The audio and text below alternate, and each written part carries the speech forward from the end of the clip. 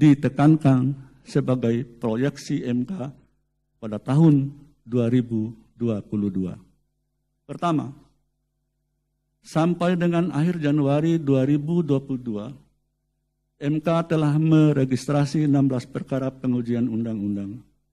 Hal ini menjadi indikator potensi meningkatnya jumlah perkara yang akan ditangani MK pada tahun 2022. Oleh sebab itu, manajemen dan tata kelola perkara dan persidangan MK dituntut untuk dapat menjaga, bahkan meningkatkan kualitas dan kecepatan kinerja selaras dengan langkah-langkah transformasi digital yang telah, sedang, dan akan dijalankan. Kedua, menyongsong momentum penyelenggaraan pemilihan umum serentak pada tahun 2024, MK akan melakukan persiapan dalam berbagai aspek yang kiranya akan jauh lebih optimal jika dimulai sejak tahun 2022 ini. Penyediaan fasilitas, sarana dan prasarana yang memadai serta mencukupi harus dapat dilakukan untuk memenuhi kebutuhan kelancaran penanganan perkara perselisihan hasil pemilihan umum serentak. Untuk itu, dukungan dan kerjasama serta kepercayaan hadirin sekalian dan seluruh pemangku kepentingan MK sungguh sangat diharapkan. Ketiga, sebagaimana disampaikan di muka bahwa pada Oktober 2022 mendatang, MK akan menjadi tuan rumah Kongres kelima Konferensi Peradilan Konstitusi Sedunia WCCJ di Nusa Dua, Bali, yang insya Allah akan dihadiri tidak kurang dari perwakilan 118 negara. Untuk itu, doa dan dukungan dari segenap pemangku kepentingan menjadi motivasi tersendiri bagi MK dalam menjalankan amanah dimaksud agar berjalan lancar dan memberi manfaat yang sebesar-besarnya bagi kepentingan bangsa dan negara. Hadirin yang kami muliakan, menghadapi tantangan transformasi digital pada tahun 2022 ini, kami kembali memohon doa dan dukungan semua pihak. Semoga MK terus mampu menjawab harapan publik, meningkatkan kualitas kelembagaan, membangun kemitraan secara lebih efektif, dan terus mendapat kepercayaan publik di tengah kultur serta ekosistem digital peradilan yang diharapkan semakin mapan dan kuat. Mengakhiri penyampaian laporan tahunan ini, secara resmi saya meluncurkan buku Laporan Tahunan Mahkamah Konstitusi tahun 2021 dengan judul Transformasi Digital untuk Penegakan Konstitusi. Mudah-mudahan laporan tahunan ini bermanfaat sekaligus mampu menjadi cermin dan refleksi nilai-nilai keterbukaan sekaligus menjadi titik tolak bagi MK untuk mencapai kemajuan baik pada tahun ini maupun tahun-tahun mendatang.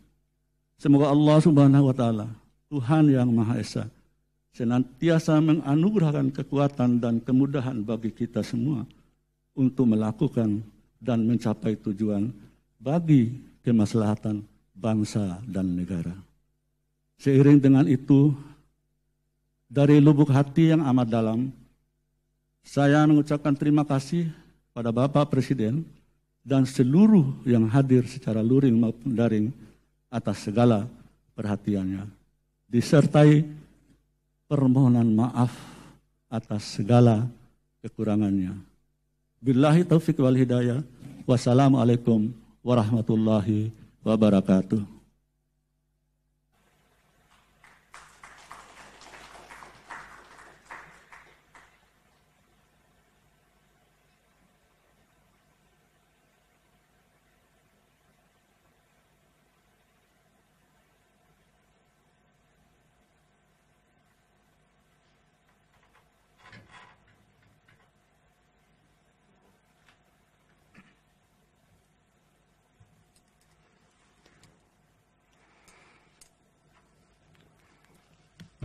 Hadirin yang kami muliakan, selanjutnya kami persilakan kepada yang terhormat Bapak Presiden Republik Indonesia untuk menyampaikan sambutan.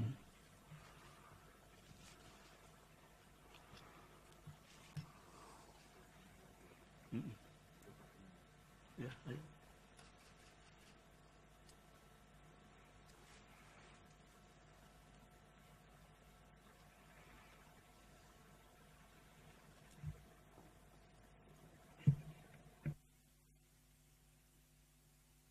Bismillahirrahmanirrahim. Assalamualaikum warahmatullahi wabarakatuh. Selamat pagi, salam sejahtera bagi kita semuanya. Om Swastiastu, Namo Buddhaya, salam kebajikan. Yang saya hormati, Yang Mulia Ketua dan Wakil Ketua Mahkamah Konstitusi serta Hakim Konstitusi. Yang saya hormati pimpinan lembaga-lembaga negara, yang saya hormati para ketua MK se-Asia, yang saya hormati yang mulia para duta besar negara-negara sahabat, yang saya hormati para menteri Kabinet Indonesia Maju, Panglima TNI dan Kapolri,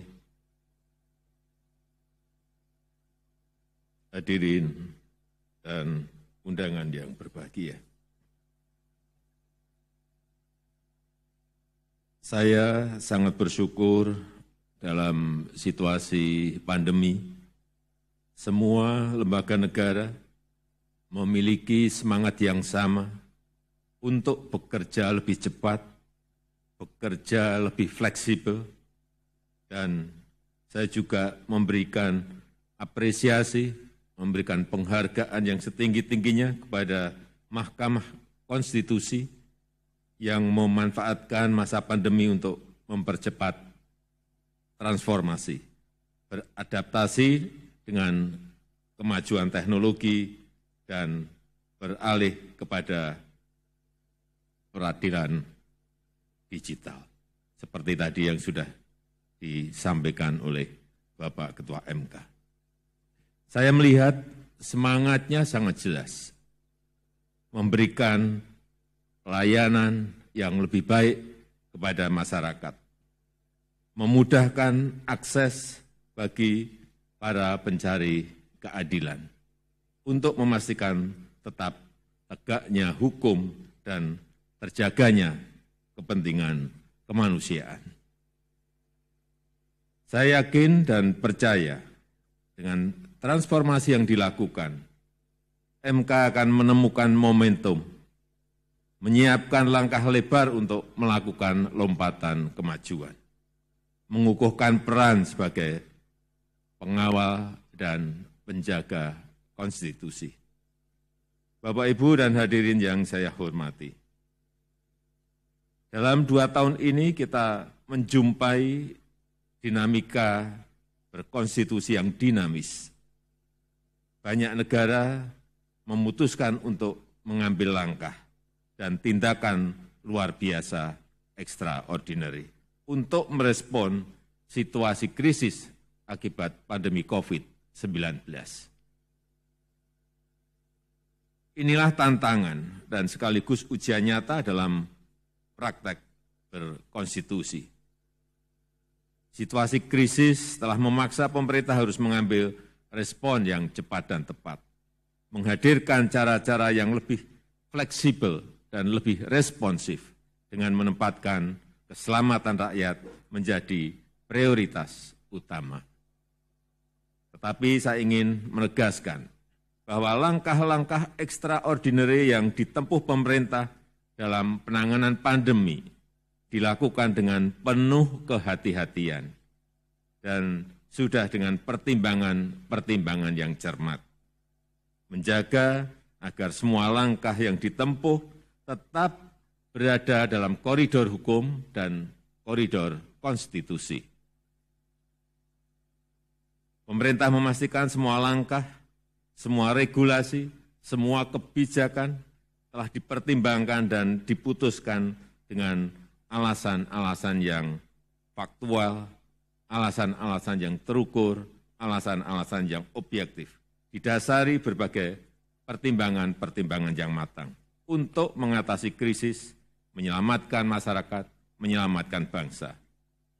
Tidak pernah terlintas dalam pikiran pemerintah sedikit pun bahwa dengan mengatasnamakan pandemi COVID-19, pemerintah dengan sengaja menempuh langkah-langkah dan cara-cara inkonstitusional, menabrak prosedur dan nilai-nilai demokrasi konstitusional. Sebagai negara hukum, kita harus bersama-sama menegakkan hukum, menegakkan keadilan untuk kepentingan rakyat dan kemajuan bangsa. Memang, pemerintah tidak selamanya sependapat dengan pandangan MK dalam putusan-putusannya. Tetapi pemerintah selalu menerima, selalu menghormati, dan melaksanakan putusan-putusan MK. Karena demikianlah yang diatur oleh Undang-Undang Dasar 1945, yakni keputusan MK bersifat final dan mengikat. Pemerintah yakin bahwa kehidupan bernegara kita akan tertata dengan baik jika diselenggarakan berdasar konstitusi. Hadirin yang saya muliakan, saya berharap agar MK dapat terus membuat putusan-putusan yang memberi jalan keluar terhadap masalah bernegara kita dalam menegakkan konstitusi dan terus membangun keseimbangan antara kepastian, keadilan, dan kemanfaatan. Putusan MK tidak cukup hanya memberikan kepastian hukum, tetapi juga harus memberi rasa keadilan. Namun, kepastian dan keadilan saja itu juga tidak cukup. Semua yang kita putuskan harus memberi kemanfaatan bagi kehidupan berbangsa dan bernegara, memberikan sumbangsih terbesar untuk kemakmuran rakyat dan kemajuan negara kita, Indonesia. Saya rasa itu yang bisa saya sampaikan dalam kesempatan yang baik ini. Semoga Allah SWT, Tuhan Yang Maha Esa, senantiasa meridhoi dan memudahkan jalan kita untuk mewujudkan Indonesia maju. Terima kasih. Wassalamualaikum warahmatullahi wabarakatuh. Om Santi Santi Santi Om. Namo Buddhaya.